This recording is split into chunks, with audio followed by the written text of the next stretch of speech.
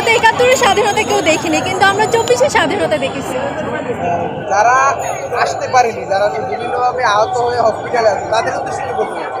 ভাইয়া আপুরা, তোমাদের চিন্তা নাই, তোমাদের এতগুলো রক্ত আমরা বৃথা যাইতে দেইনি। কেমন দেশ হিসেবে বাংলাদেশকে দেখতে পাচ্ছি? আমরা আমাদের আগামীর বাংলাদেশে কোনো দুর্নীতি মানুষ চাই না। আমরা আমাদের আগামীর বাংলাদেশে কোনো দুর্নীতি চাই না।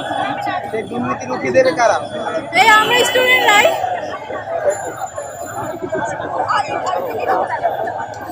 দুর্নীতি শেষ হয়নি এখন পর্যন্ত।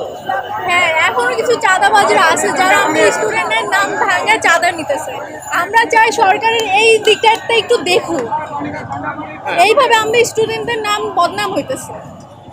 স্টুডেন্টদের নিয়ে যে বদনাম হচ্ছে, একদল চাঁদা নিচ্ছে, এটা নিয়ে কি সমস্যা, মানে চিন্তা আপনাদের কি করা দরকার, স্টুডেন্টদের কি চিন্তা করা দরকার? এটা নিয়ে সরকারদেরকেও পদক্ষেপ নিতে হবে, আমাদেরকেও পদক্ষেপ নিতে হবে। আমাদের নিজ নিজ জায়গা থেকে আমরা যা পারি আমরা তা করার চেষ্টা করব।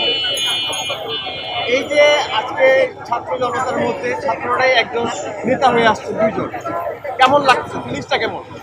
ভালো লাগতেছে, কেমন ভালো এটা?